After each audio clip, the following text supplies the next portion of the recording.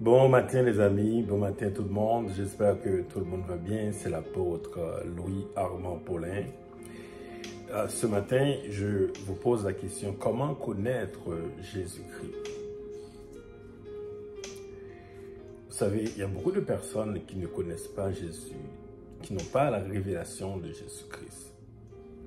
Même des chrétiens n'ont pas la révélation de Jésus. Alors ce matin, comment connaître Jésus?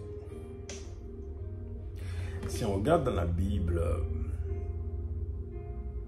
il y avait beaucoup de personnes qui étaient autour de Jésus et qui n'avaient pas la connaissance, la révélation de Jésus. En particulier, il y avait une situation, beaucoup de personnes étaient autour de Jésus, dont des pharisiens, des docteurs de la loi. Ces gens-là venaient de plusieurs comtés de Judée, de Jérusalem, de Galilée. Donc, ils étaient dans une maison, ils voulaient entendre Jésus. Il y avait tellement de personnes, il n'y avait pas de place pour un paralytique qui devait rentrer dans la maison. Finalement, les 4 amis du paralytique ont dû faire un trou dans le toit pour que le paralytique puisse passer et rencontrer Jésus. Donc cet homme était devant Jésus, paralysé. Jésus a fait un discours. Jésus a dit à cet homme, « Tes péchés sont pardonnés. » Ça a scandalisé les pharisiens, ça a scandalisé les religieux qui étaient là.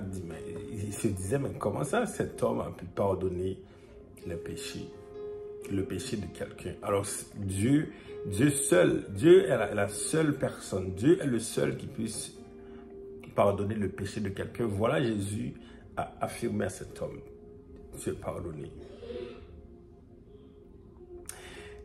Donc quand Jésus a vu, parce que le texte dit, c'est un texte que vous pouvez lire dans Luc 6, quand Jésus a vu que les pharisiens ou les religieux avaient une telle pensée, donc il disait, mais qu'est-ce qui est plus facile? Est-ce que c'est plus facile de pardonner le péché de cet homme ou bien de le guérir?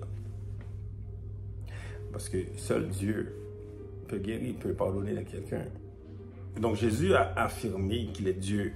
Dans cet exemple, on a vu Jésus pouvant pardonner quelqu'un, il affirme qu'il est Dieu. Après, il a dit au paralytique, lève-toi et marche. Mais le paralytique s'est levé, a commencé à marcher. C'est alors que les personnes, les pharisiens, les docteurs étaient étonnés. Toutes les personnes qui étaient là, le texte dit, glorifiaient Dieu. Et donc là, on voit 2 types de personnes. On voit le type qui ne voulait pas admettre que Jésus est Dieu, parce qu'en pardonnant le péché du paralytique, les gens ne voulaient pas admettre que Jésus était Dieu. Et deuxièmement, l'autre partie, les gens qui voient le miracle, ils voient le miraculeux, là maintenant, ils sont étonnés.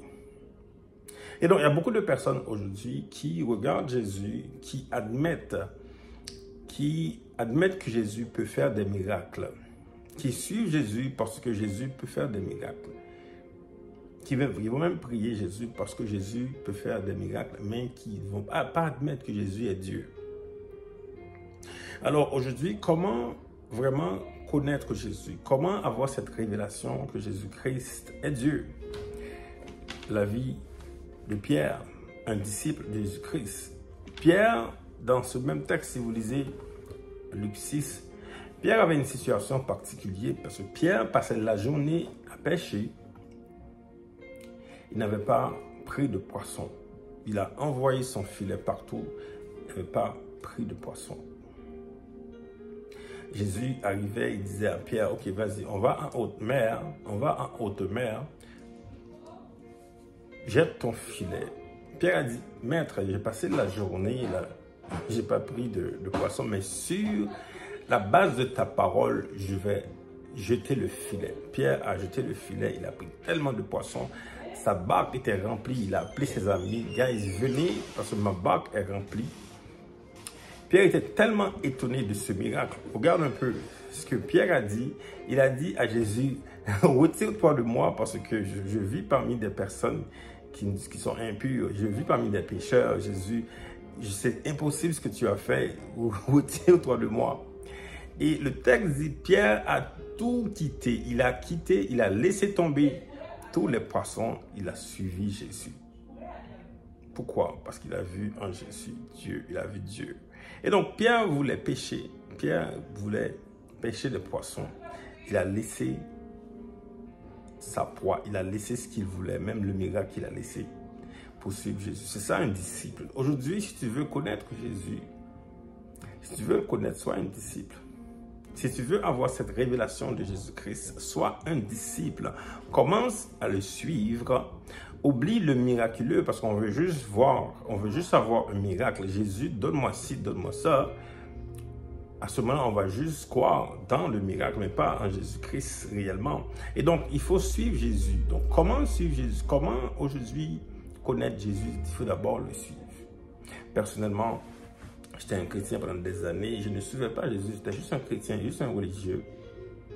Mais c'est quand j'ai décidé de suivre Jésus, il s'est révélé à moi clairement. Maintenant, j'ai une connaissance de Jésus, j'ai une révélation de Jésus. Jésus, d'après les 4 évangiles, ce que Dieu m'a révélé de Jésus, Jésus est le sauveur qui est décrit dans Matthieu. Le livre de Matthieu décrit Jésus comme le sauveur, le roi des rois. Le livre de Luc décrit Jésus comme le berger, le pasteur. Le livre de Marc décrit Jésus comme le serviteur parfait. Le livre de Jean décrit Jésus comme Dieu. Voici la révélation, les amis, que nous avons de Jésus-Christ selon les 4 évangiles. Maintenant, comme je dis, pour connaître Jésus, pour avoir cette révélation toi-même, tu dois être un disciple. Tu dois rejeter ton regard, rejeter le miraculeux. Comme les personnes là, qui voulaient juste voir le miracle, mais ils ne voulaient pas vraiment croire que Jésus est Dieu. Enlève tes yeux sur le miraculeux, enlève tes yeux sur le miracle. Garde tes yeux sur Jésus-Christ, suis-le.